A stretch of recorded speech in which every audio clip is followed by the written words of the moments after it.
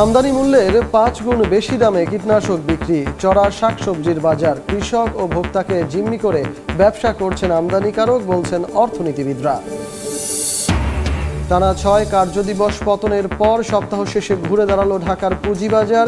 বিনিয়োগ বেড়েছে Pharma, chemical ও বীমা কোম্পানিতে। ধারাবাহিক পতনে ব্যাংক খাত।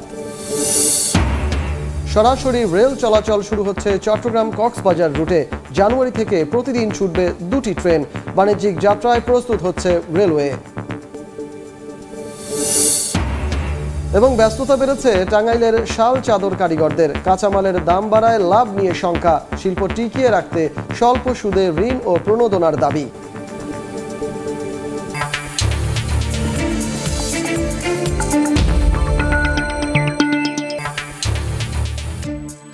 দেখছিলেন শিরোনাম। আমন্ত্রণ জানাচ্ছি দেশ ও দেশের বাইরের অর্থ বাণিজ্যের নানা খবর নিয়ে আমাদের নিয়মিত আয়োজন এ সময়ের বাণিজ্যে।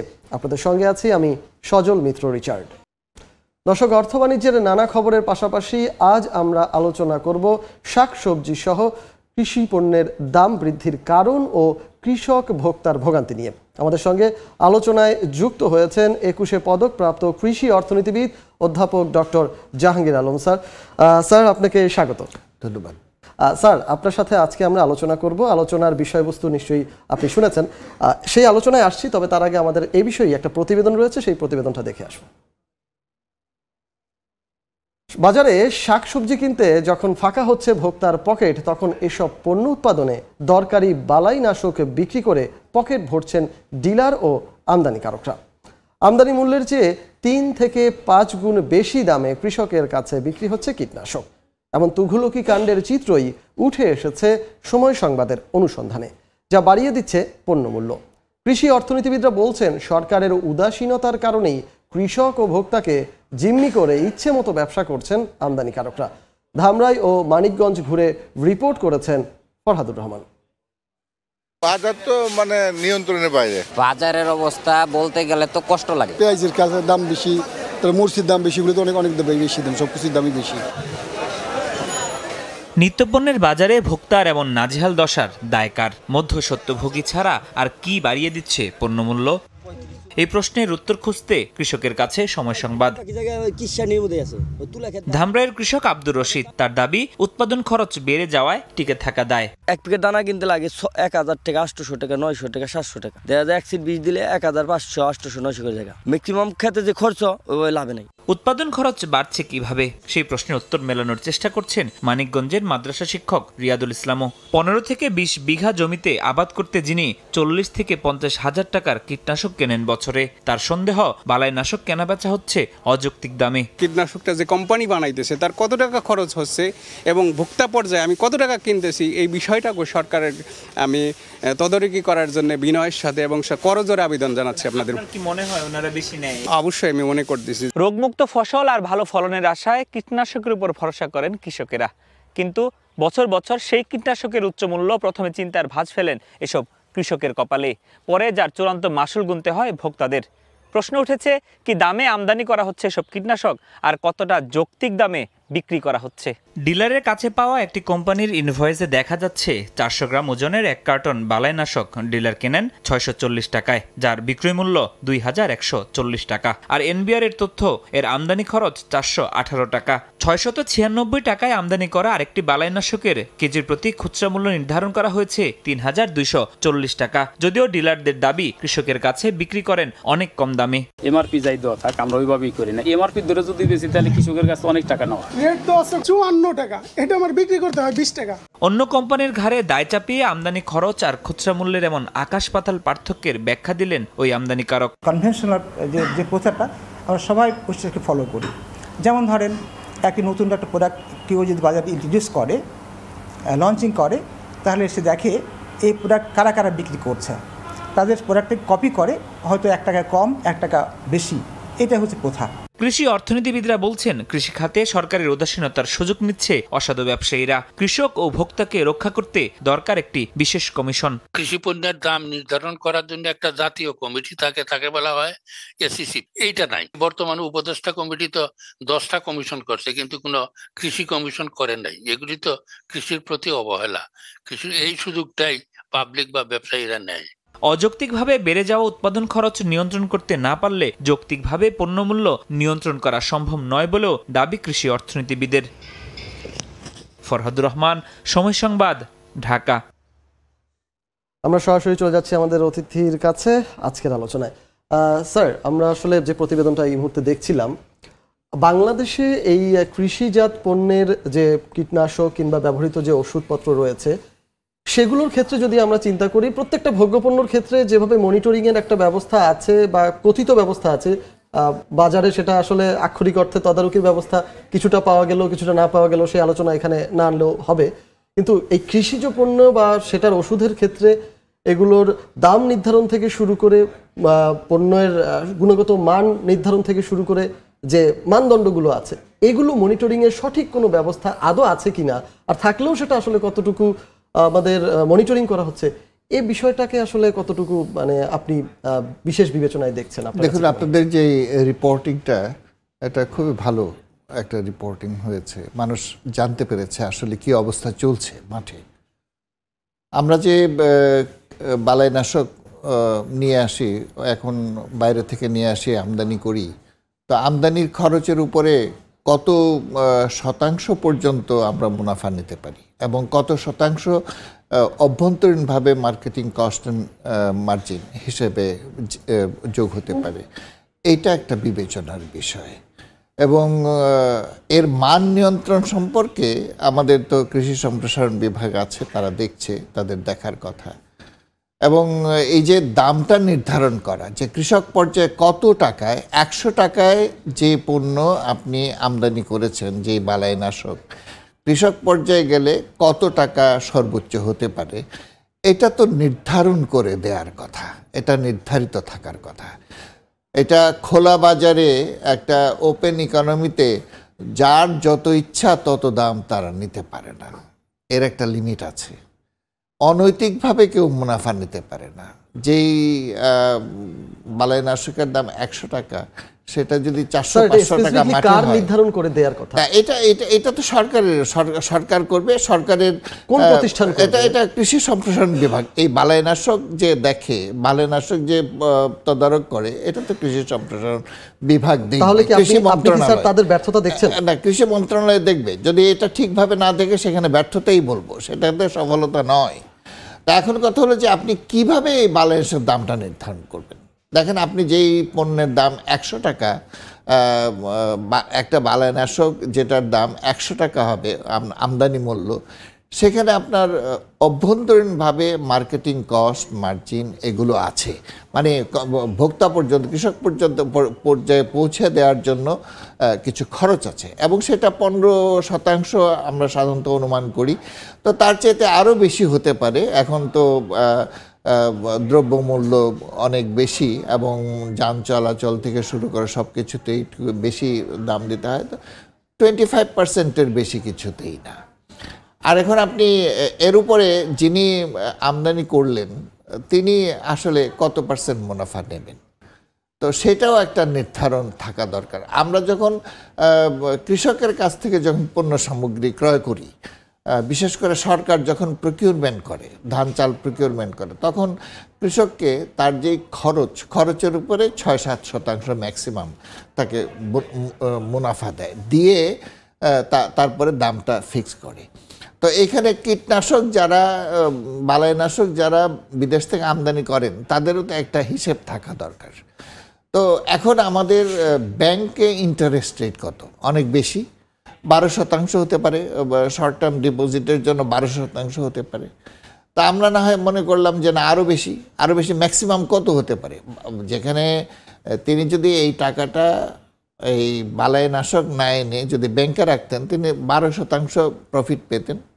তো তার চেয়ে বেশি হলে 15%, 20%, 25%, এর বেশি তো তাকে দেওয়া যায় না, প্রফিট দেওয়া যায় না। আসলে অবাস্তবটা। তাইলে আপনি ম্যাক্সিমাম 50% পর্যন্ত অ্যালাউ করতে পারেন। এটা ম্যাক্সিমাম 50%, মানে খরচ, মার্কেটিং কস্ট, মার্জিন এবং প্রফিট সব কিছু মিলে যেই আমদানি খরচ, তার উপরে সর্বোচ্চ 50% পর্যন্ত আপনি অ্যালাউ করতে পারেন। তাহলে 100 টাকা দিয়ে যেটা আমদানি করা হয় সেটা অভ্যন্তরীণ খরচ, মুনাফা এবং যিনি ব্যবসা করছেন ব্যবসায়ের মুনাফা সব কিছু মিলে 150 টাকা সর্বোচ্চ হতে পারে। কিন্তু কিন্তু 300 টাকা 500 টাকা এটা আসলে যে যার মতো নিচ্ছে, যে যেভাবে পারে সেভাবে নিচ্ছে এবং এটাকে অবশ্যই আইনের আওতায় আনা উচিত। স্যার, আপনি যখন এই কথাগুলো বলছেন স্বাভাবিকভাবে আরো কিছু বিষয়বস্তু এর সাথে এসে যায়। সেটি হচ্ছে অন্যান্য পণ্যের ক্ষেত্রে যখন আমরা দাম নির্ধারণ করে দিচ্ছি, মধ্যস্বত্বভোগী কিভাবে এটাকে আসলে দাম ওটার সাথে অ্যাড করে তারপরে একদম ভোক্তা পর্যায়ে পৌঁছাবে সেটাও যখন নির্ধারণ করে দিচ্ছি, তারপরও কিন্তু বাজার মনিটরিং করে সেটাকে কন্ট্রোলে রাখা যাচ্ছে না। আর সেখানে যদি কৃষি পণ্য বা কৃষির যে ওষুধ বালাইনাশকের যদি এই অবস্থা দাঁড়ায়, তাহলে সেটা আসলে কতখানি কাজ করতে হবে সেটা নিয়ে অবশ্যই প্রশ্ন থাকে। আমি দ্বিতীয় যে প্রশ্নটা করব সেটি হচ্ছে আমাদের একজন কৃষি অর্থনীতিবিদ ডক্টর সদরুল আমিন স্যার, তিনি কিন্তু বলেছেন যে সরকার যে কয়টি কমিশন গঠন করেছে, অতিরিক্ত কমিশন গঠন করেছে, সেখানে সব বিভাগের ক্ষেত্রেই মোটামুটি আছে, কিন্তু কৃষি পণ্যের ক্ষেত্রে বা এ ধরনের যে কীটনাশক বালাইনাশক এগুলো মনিটরিং করার জন্য বিশেষ কোনো কমিশন তারা গঠন করেনি। তার মানে এটা আসলে কি দাঁড়ায়? আসলে কি আমরা কৃষি খাতে লুক আফটারটা ঠিকভাবে করছি না? আসলে আমার কাছে মনে হয় যে কৃষি খাতের উপর যত বেশি গুরুত্ব দেওয়া দরকার ছিল আমাদের বর্তমান অন্তর্বর্তীকালীন সরকার ততটা গুরুত্ব দিচ্ছেন বলে মনে হয় না। দ্বিতীয়ত আমাদের কৃষি ক্ষেত্রে যে কমিশনের কথা আপনি বললেন, যে অন্যান্য ক্ষেত্রে একটা কমিশন গঠন করা হয়েছে, সেক্টরটাকে রিভিউ করা হচ্ছে এবং কোথায় কি সমস্যা দেখা হচ্ছে এবং কি করা দরকার এটার সম্পর্কে বলা হচ্ছে, সুপারিশ করা হচ্ছে। তো কৃষি তো সবচেয়ে বড় একটা সেক্টর এবং কৃষিতে সমস্যা সবচেয়ে বেশি এবং আমাদের খাদ্য নিরাপত্তা অর্জনের জন্য কৃষিখাত একটা অত্যন্ত গুরুত্বপূর্ণ খাত। তা আমরা এক্সপেক্ট করেছিলাম যে কৃষি একটা রিভিউ হবে, কৃষি খাতটাকে রিভিউ করা হবে এবং তার জন্য একটা কমিশন গঠন করা হবে। ইতিপূর্বে হয়তো 80-র দশকের শুরুতে ইউএনডিপির সহায়তায় একবার এগ্রিকালচার রিভিউ হয়েছিল, সেক্টর রিভিউ হয়েছিল। তো তারপরে স্পোরাডিক টুকটাক কিছু কিছু হয়েছে, কিন্তু ব্যাপকভাবে যে কৃষি সেক্টর সম্পর্কে একটা রিভিউ এবং তার উপরে ভলিউমস অফ পেপার রেডি করা এগুলো হয়নি। তো এইটা বোধহয় আমরা এক্সপেক্ট করতে পারি। এখনও সময় আছে, এখনও একটা কৃষি কমিশন গঠন করা উচিত এবং কৃষি সেক্টরকে রিভিউ করা উচিত। এটা এই ধরনের না যে 5-7 পৃষ্ঠার একটা রিভিউ, অন্যান্যরা কি বলছে এগুলো বা পত্রপত্রিকায় কি আসছে এগুলো জড়িয়ে একটা পপুলার আর্টিকেলের মতো একটা আর্টিকেল দিয়ে দেওয়া, তা না। গবেষণা ভিত্তিক একটা রিভিউ হওয়া দরকার এবং সেটার জন্য এগ্রিকালচার রিভিউ কমিশন গঠন করা উচিত। এবং আমার মনে হয় যে এটা অন্যান্য যে কমিশন গঠন করা হয়েছে তার চেয়ে অনেক বেশি গুরুত্বপূর্ণ, কারণ আজকের কৃষি আগের মতো না, অনেক সমস্যার মুখোমুখি হয়েছে এবং আমরা খাদ্য নিরাপত্তার জন্য বেশ স্ট্রাগল করছি। এবং আজকে 10 বছর আগে খাদ্য আমদানি যত সহজ ছিল এখন আর তত সহজ না। 2 কারণে। একটা হলো যে বাইরে খাদ্য নিয়ে আসার মতো এরকম প্রচুর খাদ্য উদ্বৃত্তও নাই ওয়ার্ল্ড মার্কেটে, আর একটা দাম বাড়ছে, বিভিন্ন কারণে প্রচুর দাম বাড়ছে। আর বাংলাদেশের এখন সামর্থ্য কম, ডলার সংকট এবং বিভিন্ন কারণে জটিলতা বাড়ছে।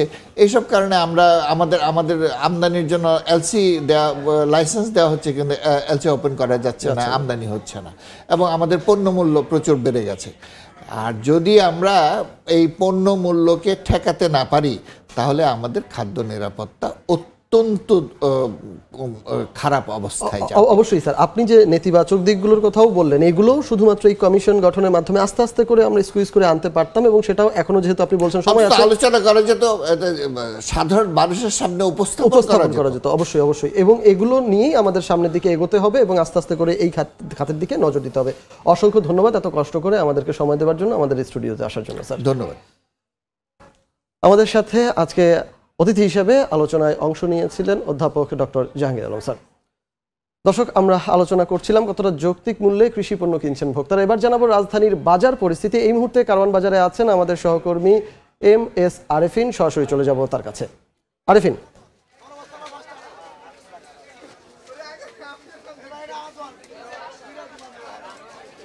ক্রেতা বিক্রেতার হাক ডাকে শুক্রবারের বাজার চলছে এবং হচ্ছে যে বেশ কিছু পণ্যের দাম কেনা বেচার পণ্যের দাম বাড়তি এবং বেশ কিছু পণ্য কিন্তু কমতে শুরু করেছে। শুরুতেই যদি আমি সয়াবিন তেলের সরবরাহ নিয়ে জানাতে চাই, দাম বৃদ্ধির 11 দিন পরেও কিন্তু সয়াবিন তেলের বাজারে যে সরবরাহ থাকার কথা ছিল সেটি কিন্তু এখনও যথেষ্ট নয়। যদিও বিক্রেতারা বলছেন যে বেশ কিছু কোম্পানি, বেশিরভাগ কোম্পানি কিন্তু চাহিদা মতো সয়াবিন তেল সরবরাহ করছেন না, দু একটি কোম্পানি ছাড়া, যে কারণে বিক্রেতারা যে চাহিদা দিচ্ছেন ডিলারদেরকে, সেই ডিলাররা কিন্তু সেই পরিমাণ সয়াবিন তেল তাদেরকে সরবরাহ করছে না।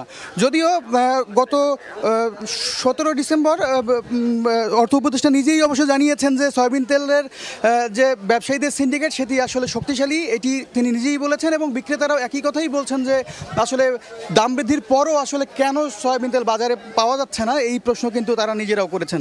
এছাড়া আরেকটি বিষয় যদি জানিয়ে রাখতে চাই, চালের বাজার কিন্তু আজকে বেশ কিছুটাই বাড়তি। গত সপ্তাহের ব্যবধানে আজকে সবথেকে বেশি দাম যেটি বেড়েছে, বিক্রেতারা বলেছেন যে মিনিকেট চালের দাম কেজিতে 3 থেকে 5 টাকা পর্যন্ত বেড়েছে। এছাড়া নাজির চালের দামও বেড়েছে কেজিতে 5 থেকে 6 টাকা এবং সাধারণ যে চালটা রয়েছে BR28 সেটিতেও কিন্তু কেজিতে 1 থেকে 2 টাকা বাড়তি জানিয়েছেন আমাদেরকে বিক্রেতারা। এছাড়া আমি ব্রয়লার মুরগির বাজারের খোঁজ নিয়েছি সকালবেলা, তারা আমাদেরকে যেটা জানিয়েছেন যে কেজিতে অন্তত 30 থেকে 35 টাকা পর্যন্ত দাম বেড়েছে ব্রয়লার মুরগির। শুধু ব্রয়লার মুরগি নয়, সোনালী মুরগির দামও কিন্তু বেড়েছে কেজিতে 25 থেকে 30 টাকা। এছাড়া অন্যান্য দেশি যে মুরগি, সেই মুরগির দাম স্থিতিশীল থাকলেও আর যেসব মুরগি বাজারে পাওয়া যায় সেসবের দামও বাড়তি বলেছেন তারা বলছেন যে ব্যাপারীরা সরবরাহ করছেন না যথেষ্ট, কারণ তারা বলছেন যে বাজারে তুলনামূলক চাহিদা কম। এছাড়া শীতের কারণে আসলে মুরগির গাড়ি রাজধানীতে ঢুকতে বেশ কিছুটা সময় নিচ্ছে, 3 থেকে 4 ঘন্টা বেশি, যে কারণে বাজারে আসলে যথেষ্ট পরিমাণ সরবরাহ নেই মুরগির। এছাড়া আমরা যেটা দেখেছি যে আলু এবং পেঁয়াজের বাজারে কিন্তু কিছুটা স্বস্তির দিকে রয়েছে, কেজিতে 10 থেকে 20 টাকা করে কমেছে আলু এবং পেঁয়াজের দাম। সব কিছু মিলিয়ে যদি বলি যে কিছুটা স্বস্তি কিন্তু ফিরেছে সবজির বাজারেও। তো বাজার পরিস্থিতি নিয়ে এই ছিল আমার কাছে সবশেষ। রাজধানী কারওয়ান বাজার থেকে আমাদের সঙ্গে যুক্ত হয়েছিলেন সহকর্মী MS আরেফিন। দিনাজপুরের গোপালগঞ্জ হাটে ধানের আমদানি বেড়েছে, মোটা ধানের দাম পেলেও চিকন ধানের দাম কম। গোপালগঞ্জ হাটে আছেন সহকর্মী গোলাম নবী দুলাল, বিস্তারিত জানতে সরাসরি চলে যাব তার কাছে। দুলাল, কৃষকরা মোটা ধানের দাম পেলেও চিকন ধানের দাম কিছুটা কম। গোপালগঞ্জ সবচেয়ে বড় ধানের হাট, এখানে শীত উপেক্ষা করে কিন্তু কৃষকরা ভোর থেকেই এই হাটে ধান নিয়ে আসেন বেচা কেনার জন্য। আমদানি প্রচুর, তবে এই অঞ্চলে এখনও ধান কাটামাড়াই চলছে, আমন ধান। এখন আজকের যে বাজার, সে বাজারে আমরা দেখছি যে মোটা ধান প্রতি মন বিক্রি হচ্ছে আপনার BR11 1275 টাকা, গুটি স্বর্ণ প্রতি মন 1200 টাকা, স্বর্ণা 5 1225 টাকা, চিনিগুড়া 2100 টাকা মন, আর সবচেয়ে বেশি কাটারি হচ্ছে 3000 টাকা প্রতি মন বিক্রি হচ্ছে। তবে এখানকার যেহেতু প্রান্তিক কৃষকরাই কিন্তু তাদের ধান কেটে বাজারে নিয়ে আসছেন, তারা তাদের বিক্রি করছেন মোটা ধান। মোটামুটি তারা বলছেন যে দাম তারা ভালো পাচ্ছেন। তবে বড় যারা কৃষক তারা এখনও ধান কিন্তু মজুত রেখেছেন, অনেকে জমিতেই ধান রয়েছে। ডিসেম্বর পর্যন্ত কিন্তু এই ধান কাটাই মারাই চলবে। কারণ দিনাজপুর ধানের জেলা, এখানে এবার যে আমন যেটা আবাদ হয়েছে 2,65,000 হেক্টর জমিতে এবং উৎপাদনের লক্ষ্যমাত্রা কিন্তু 12,000 মেট্রিক টন ধান। এবং কৃষকরা এই অঞ্চলে ধানের দামের যে বিষয়টি সেটি বলছেন যে যেহেতু উৎপাদনের বিষয় এখানে রয়েছে, উৎপাদন খরচ এবার কিন্তু সারের সংকটটা সবচেয়ে বেশি তারা বলেছেন। এছাড়া শ্রমিক সেচ থেকে শুরু করে যে কৃষি উপকরণের মূল্য বেশি হওয়ার কারণে উৎপাদন তারা বেশি এবং অন্যান্য জিনিসের দাম বেশি হওয়ার কারণে ধানের যে দাম তারা যেটা পাচ্ছেন সেটা কিন্তু তারা বলছেন যে এটি আরও 12 হলে ভালো হতো। তো আজকে গোপালগঞ্জ এই ধানের হাটের সর্বশেষ আমার কাছে এই ছিল। দিনাজপুরের গোপালগঞ্জের ধানের হাট থেকে আমাদের সঙ্গে যুক্ত হয়েছিলেন সহকর্মী গোলাম নবী দুলাল। জলবায়ু ঝুঁকি মোকাবেলা ও স্বাস্থ্য খাতের উন্নয়নে বাংলাদেশকে $116 কোটি অর্থায়ন করার অনুমোদন দিয়েছে বিশ্বব্যাংক। শুক্রবার গণমাধ্যমের সংবাদে এ তথ্য জানিয়েছে দাতা সংস্থাটি, যেখানে বলা হয়েছে গতকাল বৃহস্পতিবার বিশ্বব্যাংকের নির্বাহী পরিচালক বোর্ড এই অর্থায়নের অনুমোদন করেছে, যেখানে বাংলাদেশ জলবায়ু ঝুঁকি প্রবণ দেশ হিসেবে বিবেচনা করা হয়েছে। জানানো হয়েছে মোট অর্থায়নের মধ্যে $50 কোটি ব্যয় করা হবে সবুজ শিল্পায়ন ও উন্নয়ন এবং জলবায়ু ঝুঁকি মোকাবেলার সক্ষমতা বৃদ্ধিতে। $37 কোটি 90 লাখ ব্যয় করা হবে স্বাস্থ্য ও পুষ্টি খাতের উন্নয়নে। আর চট্টগ্রামে পানি সরবরাহ ব্যবস্থার উন্নয়নে ব্যয় করা হবে $28 কোটি।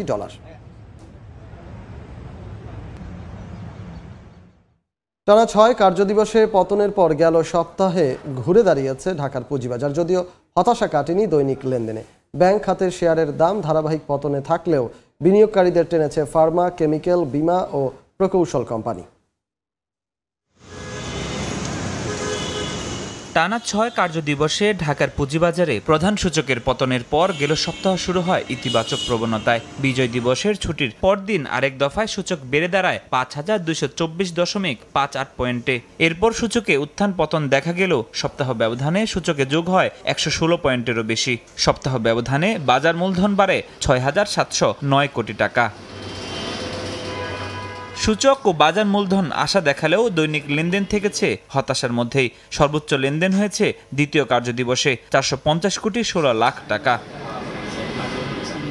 খাতভিত্তিক লেনদেন চিত্রে দেখা যাচ্ছে গেল সপ্তাহে ঔষধ ও কেমিক্যাল খাতের 34টি কোম্পানির দৈনিক গড় লেনদেন 46.12% বেড়ে দাঁড়িয়েছে 95 কোটি 77 লাখ টাকায়। শেয়ার বাজারে বিনিয়োগ টানা জীবন বীমা কোম্পানিগুলোর গড় লেনদেন বেড়েছে 62.89%। গেল সপ্তাহে বিদ্যুৎ, জ্বালানি ও প্রকৌশল খাতেও আস্থা রেখেছেন বিনিয়োগকারীরা। তবে ধারাবাহিক পতন থেকে ঘুরে দাঁড়াতে পারেনি ব্যাংক খাতের 36টি প্রতিষ্ঠান। দৈনিক গড় লেনদেন 6.5% বেশি কমে নেমেছে 34 কোটি 64 লাখ টাকা।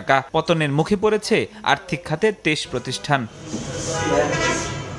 সপ্তাহ জুড়ে ডিএসইতে 397টি কোম্পানির শেয়ার ও মিউচুয়াল ফান্ড ইউনিটের লেনদেন হয়েছে। এর মধ্যে দাম বেড়েছে 172টি কোম্পানির, কমেছে 168টির ও অপরিবর্তিত রয়েছে 57টি কোম্পানির শেয়ারের দাম। দাম বৃদ্ধির তালিকায় থাকার শীর্ষ 5 কোম্পানি হল Orion Infusion Limited, Associated Oxygen Limited, Sharp Industries PLC, Beacon Pharmaceuticals Limited ও হামি ইন্ডাস্ট্রিজ পিএলসি। দর পতনের তালিকায় থাকা শীর্ষ 5 কোম্পানি হল Zaheen Spinning Limited, HR Textile Limited, New Line Clothing Limited, মেঘনা পেট্রোলিয়াম লিমিটেড ও Emerald Oil Industries Limited. Farhadur Rahman, Somoy Sangbad, Dhaka. অবশেষে সরাসরি রেল চলবে চট্টগ্রাম কক্সবাজার রুটে। প্রতিদিন বন্দরনগরী থেকে পর্যটন নগরে ছুটবে 2টি ট্রেন। প্রবাল ও সৈকত এক্সপ্রেস নামে নতুন ট্রেন চালুর প্রস্তাব পাঠানো হয়েছে রেলপথ মন্ত্রণালয়ে। শাখা চিপুর ক্যামেরায় বিস্তারিত জানাচ্ছেন কমল দে। পর্যটক নগরে ছুটছে ট্রেন, নিরাপদ যাত্রায় যার চাহিদা বাড়ছে দিনকে দিন।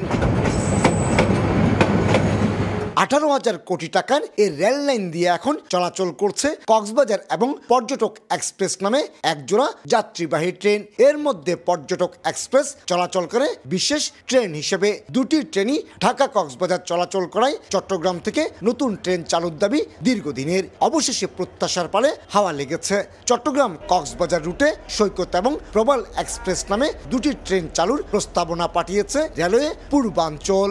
একটা রেক দিয়েই আমরা 2 জোড়া ট্রেন চট্টগ্রাম কক্সবাজারের মধ্যে চলাচল করবে। নতুন যে লাইন হয়েছে, লাইনের মধ্যে যতগুলো স্টেশন আছে বেশিরভাগ স্টেশনই স্টপেজ দিবে। কক্সবাজার চট্টগ্রামের মধ্যে সকল স্টেশনের এবং সকল থানার যাত্রী সাধারণ সুবিধা পাবে সারা দেশে যাওয়ার।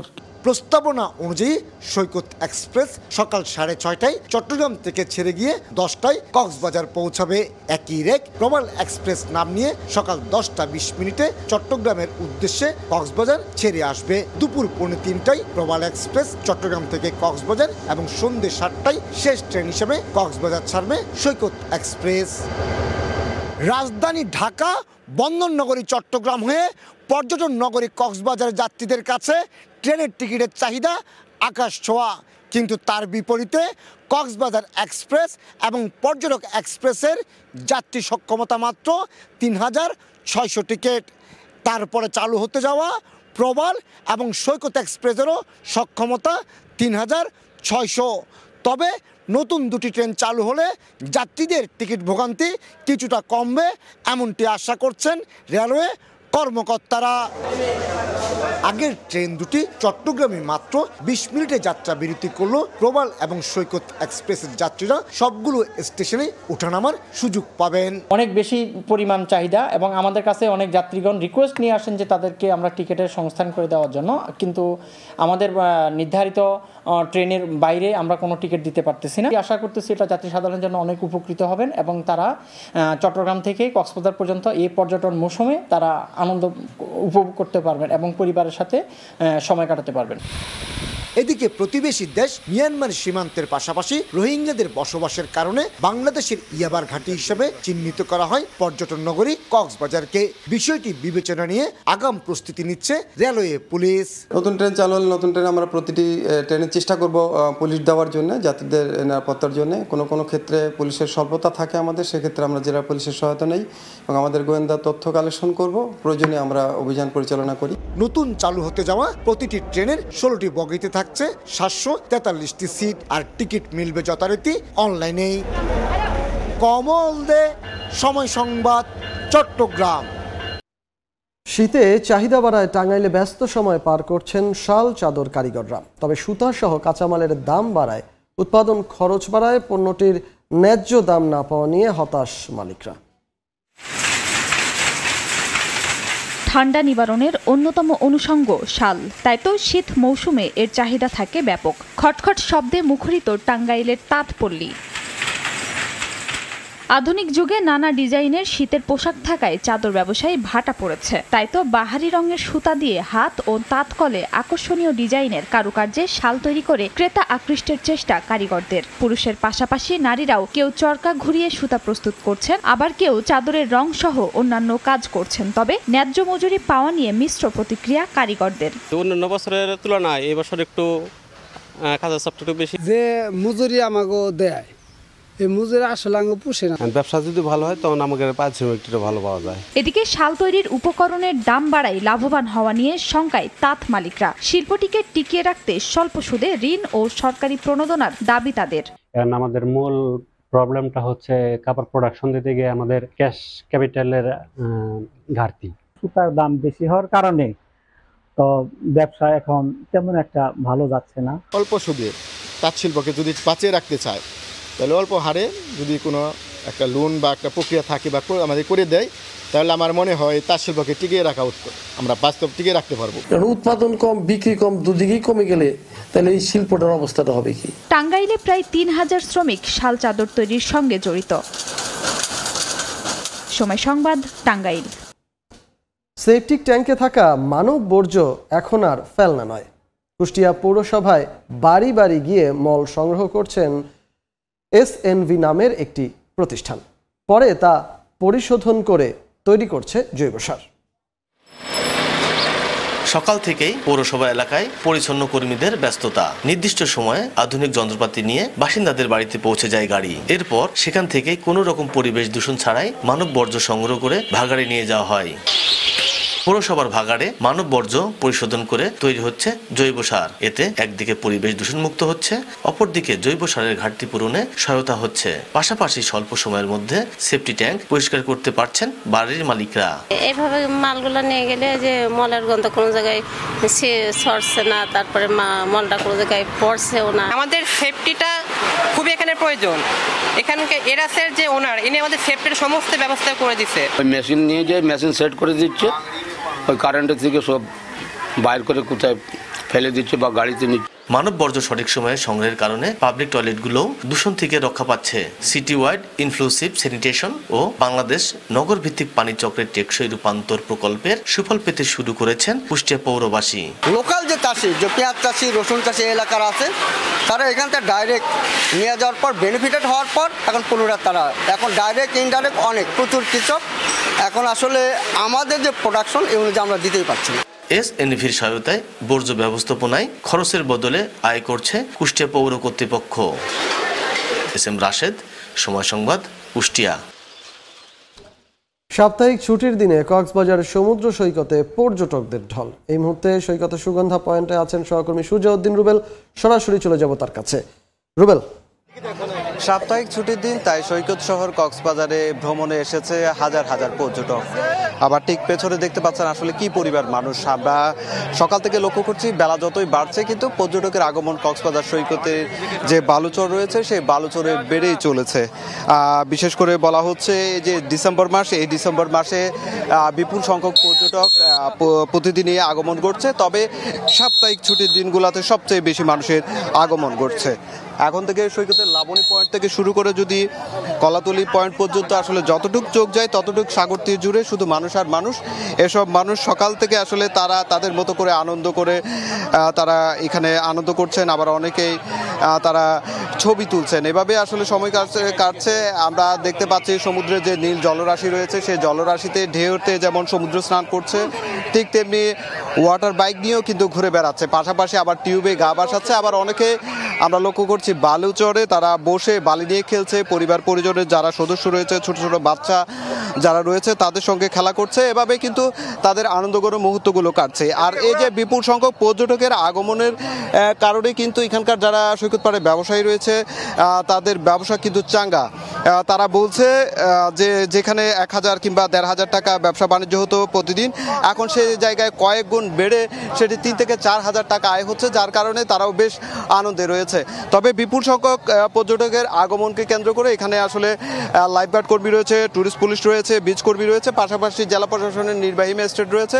তারা সার্বক্ষণিক কিন্তু টহল দিচ্ছে এবং তারা পর্যটকদের নিরাপত্তায় সচেষ্ট রয়েছে বলে আমাদেরকে জানিয়েছে।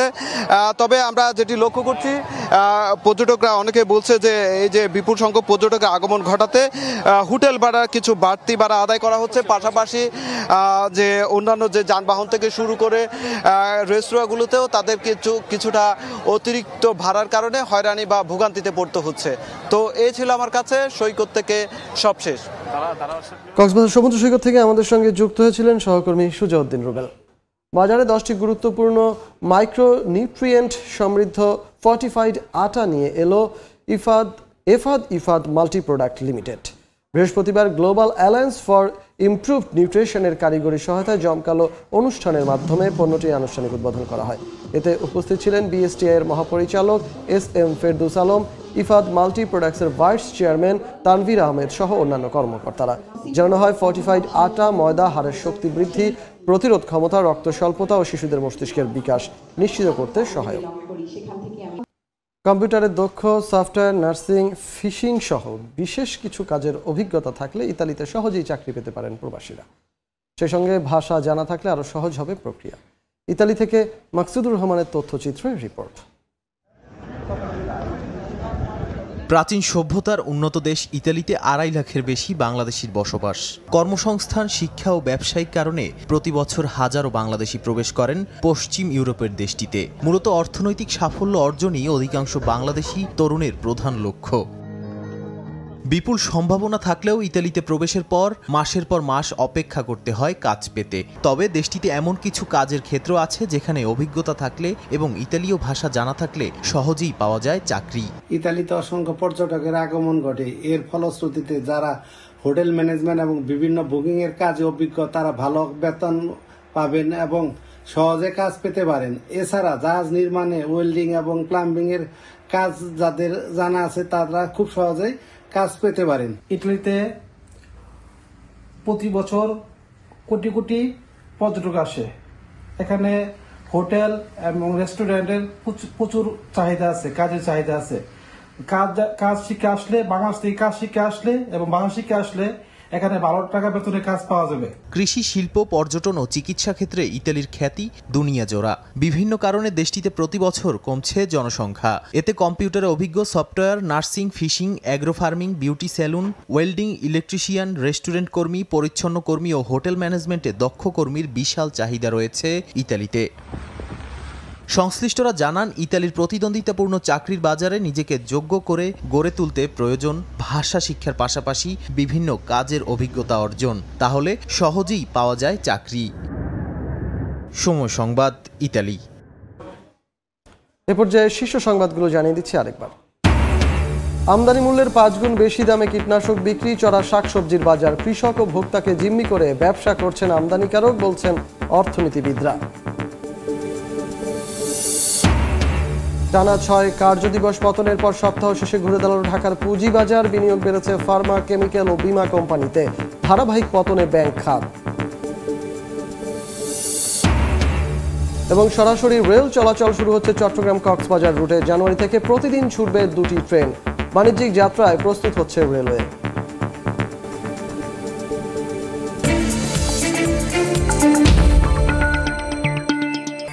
এই ছিল সময়ের বাণিজ্যে, সঙ্গে থাকুন।